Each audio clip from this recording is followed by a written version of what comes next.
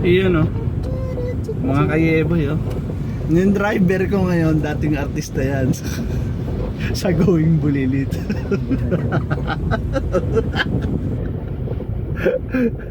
Bakit? Nasaan yung mga napundar mong gamit, Dong? Ah, Pre, ito, sakyan. sasakyan.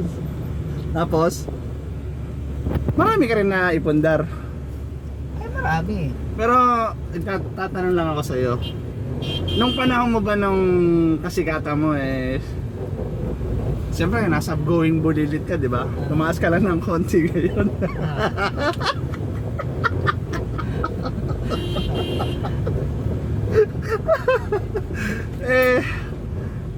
Ano, hindi ka ba napapagod? Lagi? Ha? Siyempre, di ba, pag shooting nyo ng Going Bulilit, tapos siyempre, bukod sa Going Bulilit, ang tawag doon, meron ka pang ibang show. Ano?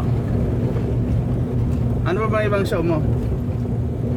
Papatayin kita. Pero magtataka dito abot siya yung si Linda Dora. Grabe to. Ito yung sikat na napaka low profile. Kahit ano sikat na pinag-drive niya ako, di ba? Tataka ka, abot niya yung si Linda Dora. Shoutout ko muna sa mga fans mo pala.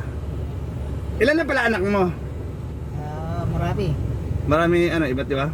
Pero abot mo.